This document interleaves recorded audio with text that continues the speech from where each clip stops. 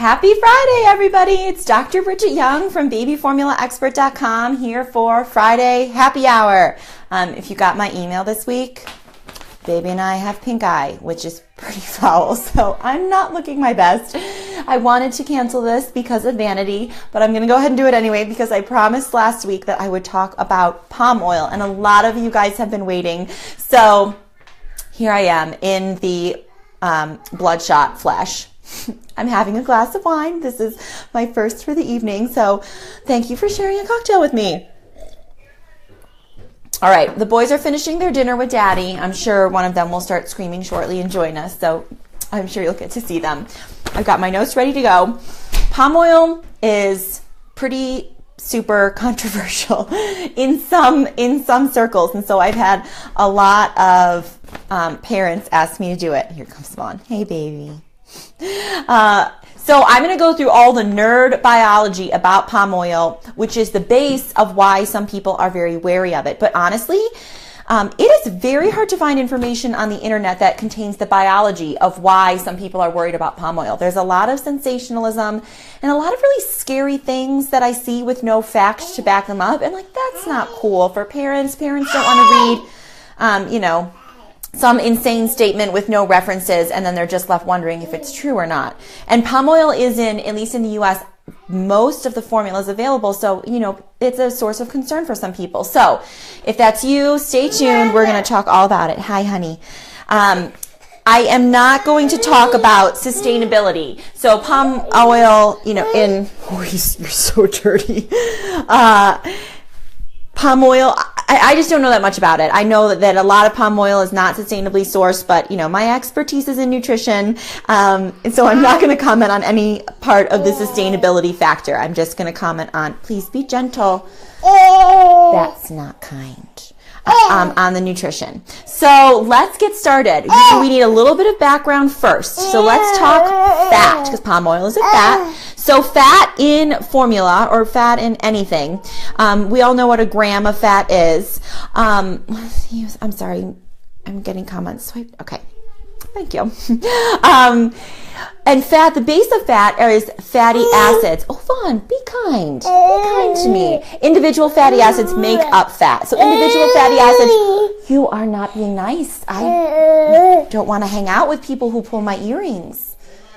Like DHA is a fatty acid. There's a lot of different types of fatty acids that can be part of a fat. There's actually only 2 essential fatty acids, meaning you need to get them from your diet or you will die eventually. These are linoleic and alpha-linolenic acid. Not really important. What is important is, I've said this before, DHA and ARA are not essential fatty acids. Our body can make them from those 2 essential. We get a lot of other fatty acids from the diet. And one of the fatty acids that is the big component of palm oil is palmitic acid. So it's not an essential fatty acid, but it's in pretty high concentrations in breast milk, which is why formula companies want a source of palmitic acid in formula, and palm oil provides a very rich source of palmitic acid, and we're going to be talking a lot about palmitic acid. So before we really get into that detail, I want to talk a little bit about breast milk fat, because that's what we're trying to replicate in formula.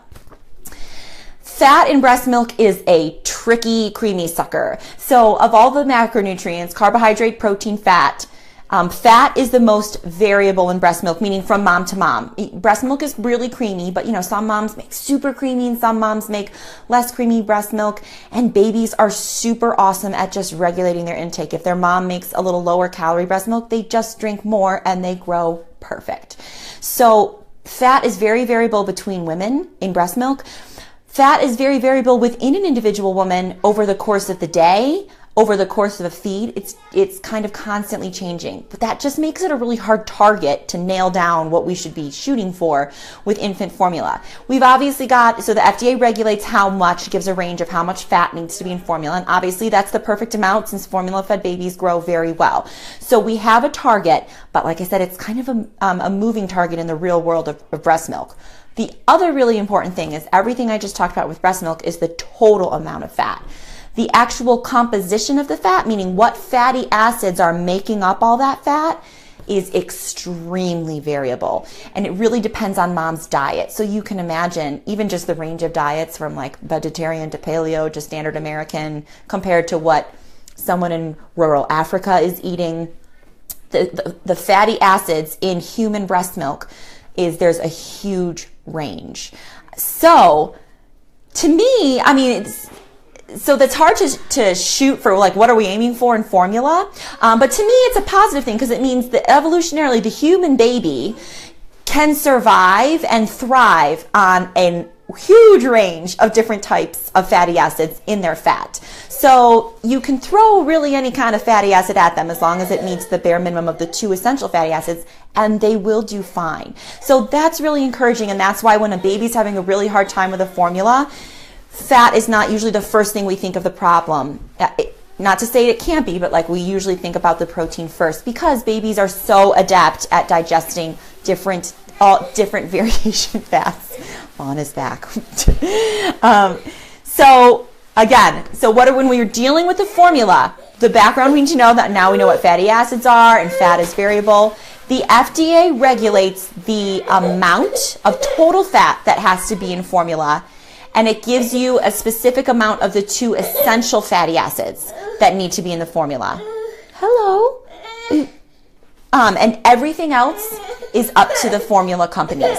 So all formula companies will say, you know, our fat blend is made to represent what the fat in human breast milk, but I've just told you the fat in human breast milk is incredibly variable. Come here, baby.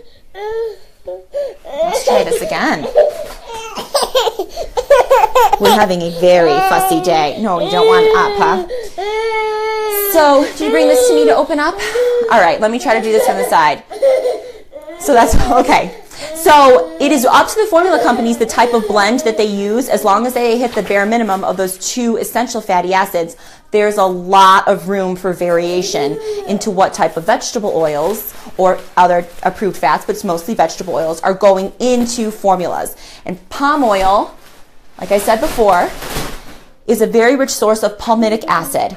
And some studies have shown that palmitic acid is somewhere between 20 to 25% of breast milk fatty acids. Again, there's going to be a huge range around that. But most formula companies have generally taken the stance that they want to have, and they should have a lot of palmitic acid in the formula, and palm oil is a very rich source. So let's get into some digestion, because that's where palmitic acid gets controversial. And I'm sure if you're looking at this, you've read probably Food Babe's article. This is one I hear most. Food Babe has an article about organic formulas and talks about calcium soaps in the intestine in a very kind of scary way. And it does. I say scary because a lot of parents email me and say, this scares me. So I'm going to give you the biology of what's actually occurring so that you know what palm oil does in the stomach, and also how to interpret on the label what may or may not be happening in your baby's intestine for an individual formula. So we're going to get into even a little more nerd. The fat in formula is in a triglyceride. You've heard that word before. Like we measure that in our blood. CGC, it's a measure of heart health and everything. But triglyceride is one way that fatty acids or fat can be delivered in a food. And it's particularly in formula. This is how the fat comes. Three. This is, you're going to medical school now. So we know it has something to do with 3. Triglyceride is 3 fatty acids attached to a glycerol piece. Glycerol backbone is the official word that you can use at a cocktail party. That doesn't really matter, but you can think about it kind of like a fork or 3 fingers. The fatty acids are these long tails, and you have a glycerol that holds them all together. So this is what happens in the intestine. You have 3 fatty acids, and these could be any type of fatty acid. So usually in formula, if palm oil is in the formula, usually you have a palmitic acid here, and you have a palmitic acid here, and this one could be anything. And what happens in the intestine is fats are broken down so they can be absorbed. Great. What happens is you got enzymes that chop off the outer fatty acids. So you're just, without kind of flicking you off here, sorry. You have your middle fatty acid stays attached to the glycerol, and that gets absorbed nicely away into the intestine. So now you have just your individual palmitic acids floating around in the intestine. Other fatty acids, like say you have a linoleic acid, that free linoleic acid also just gets absorbed. The problem with palmitic acid is once it's cut off from the glycerol, so it's free, that's the term, so it's just floating around by itself, it binds to calcium. They love each other. They're really little, and then they stick together. So, and that's what's called the calcium soap. It's really just a palmitic acid bound to a calcium, and now these things are floating, kind of like bumping around in the intestines. Once they're bound together, they don't absorb into the intestinal wall. So this is what you hear. So a calcium soap is actually just eliminated with the stool. It comes out with the stool. It's not dangerous. It doesn't hurt the baby. But because that palmitic acid and that calcium now are unable to be absorbed, palm oil reduces the absorption of calcium from formula, and it reduces the absorption of fat from formula. And this is all very well shown in research. And it results in harder stools. So they've done a lot of studies in parents who, if you randomize the formula, handle all that beautifully. Palm oil formulas, parents result a harder consistency of stools. That's going to affect some babies more than others. I mean, just because it's harder doesn't mean it's constipation. Some will report higher rates of constipation, some won't. So that's the kicker. Calcium soaps sequester calcium and palmitic acid so that they're eliminated with the stool. So it reduces the absorption of two nutrients, calcium and total fat, and results in harder stools. So that sounds kind of scary. So I'm going to go over a couple numbers. I read a bunch of studies today on this. It was a very hot topic of research in the early 2000s, so they're kind of old now. But just to throw some numbers out at you, the average, so we're going to talk about calcium absorption, because babies need to absorb a lot of calcium. They're growing like weeds and their bones are actively mineralizing. So from breast milk, breastfed babies absorb roughly 60% of the calcium in milk. And formula-fed babies, if the formula has palm oil in it, they'll absorb around 40%. And if the formula doesn't have palm oil, it's around 57%. So that's a big difference. But we put a lot of calcium into formula, 52 milligrams per 100 mils, roughly, whereas breast milk only has about 30 milligrams per 100 mils. I know I'm throwing a lot of numbers out at you, but here's the punchline take home. For a serving, 100 mils, let's say, of formula and breast milk, if the formula has palm oil, the baby will absorb 20.8 milligrams of calcium.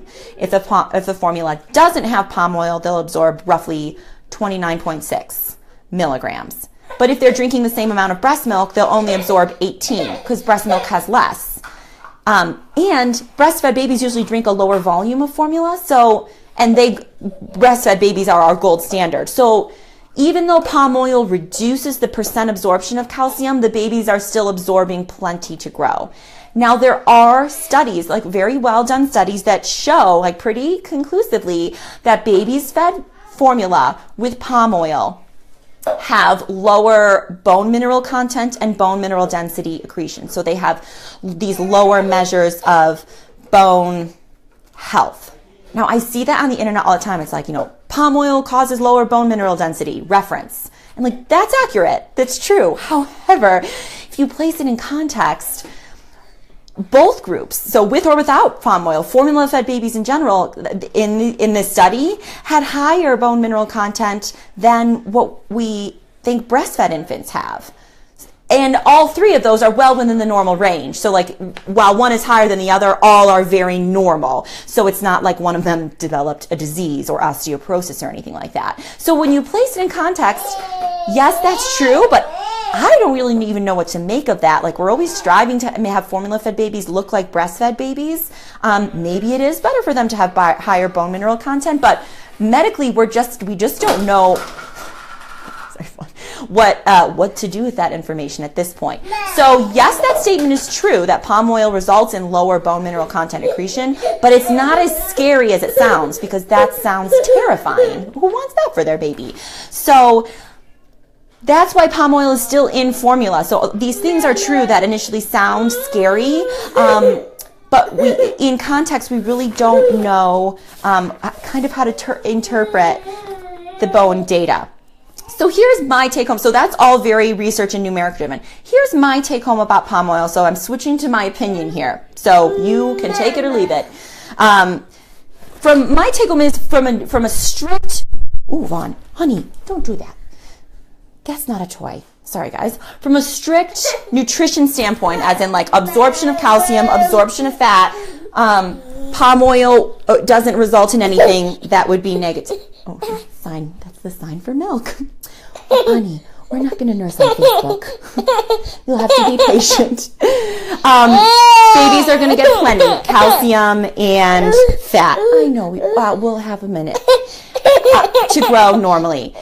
When I work with individual babies, sometimes I only work with babies who are having issues with their. Hey, Dave, honey, would you mind coming to get Vaughn, please?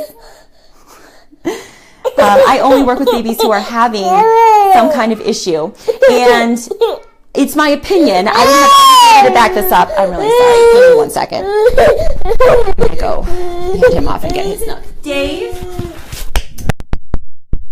hey, please.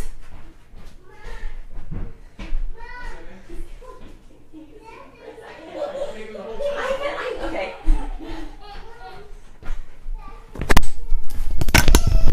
Okay, such is the life of having 2 kids, both of which are kind of mama's boys. Okay, I'm really sorry. So my general take home is, it's my experience that I think the calcium soaps themselves can be irritating to some babies. Now, palm oil is in the vast majority of formulas, and the vast majority of babies on formula have no issue and do fine. So I consider it what I call kind of like a last resort ingredient to consider that may be an irritant. Again, that's not research proven. There's no research that suggests that calcium soaps cause distress or anything like that. But I, in my personal experience, anecdotally, have worked with some babies who removing palm oil made a big difference in terms of their comfort level and their temperament. So if it works, it works. But like I said, it's not the first thing that I consider as a potential component that's irritating. All right, so the last thing I need to leave you with is, how do you take all this nerd information and apply it in the grocery store? Because of course, it's not always as simple as just avoiding one thing. So if there is no palm oil in the formula, these are Similac formulas, are all palm oil free. If there's no palm oil, you won't form calcium soaps. You don't have to worry about it. If there is palm oil, occasionally there is a specific way they can formulate the fat blend so that even though there's palm oil in the formula, your triglyceride never has palmitic acid on the outside. It's only on the inside. And remember, that inside fatty acid stays attached to the glycerol, so it's never available to bind the calcium and form a soap. So currently in the US, because I know most about US formulas, Cabrita's goat milk formula, which is technically a toddler formula, is, to my knowledge, the only formula that has palm oil in the ingredients, but formulates it in this special way. It's referred to as a structured lipid, that uses a structured lipid formulation so that even though palm oil is on the list of ingredients, it will not form calcium soaps because they only use palmitic acid in that middle fatty acid position. All the other formulas in the US, like your mainstream Gerber and Enfamil that have palm oil, they will form calcium soaps in the intestine. And whether or not that's an issue for your individual baby, I leave to you. A lot of European, not a lot, I don't know, some European formulas have palm oil but also use this structured lipid. So even though palm oil is there, it won't form calcium soaps. The really bummer thing is there's no way to tell this on the label. Like, palm oil will be on the list of ingredients. I really just have to trust that the formula companies, if they go through the effort of making a structured lipid, it's going to be part of their advertising and marketing that you know about it. So that's where we're kind of left. And I will keep you updated, definitely as formulas become available in the US. If they're using the structured lipid approach, I will definitely try to make that as public as possible. But you're kind of stuck trusting them to communicate it to you. So that wraps up palm oil. I hope that's really helpful. My big issue with some of these, my biggest hope with some of these kind of controversial ingredients is that providing some actual biological knowledge will diminish some of the fear factor that's out there. I do think there's some babies that do much better without palm oil, but what I hate is when parents read something that terrifies them because it's scary. And everyone wants the best for their baby. So having the actual knowledge is always a powerful thing in my mind. And so I hope this is helpful for you guys that needed some biology behind it. And please share it with someone else who's wrestling with the issue of palm oil and having a hard time finding a a trustworthy source. If you want to set up a time to talk with me about your individual baby, I love chatting with families, and you can do so right on the Facebook page. There's a tab where you can click to schedule a call with me, or you can, of course, go over to my website, babyformulaexpert.com, and there's a tab there that will take you to my calendar, and you can set up a time, and I would love to speak with you. Poor Vaughn, I can hear him screaming, so I really gotta go. All right, I will talk to you guys next Friday, and have a wonderful weekend, and I'll see you then. Bye.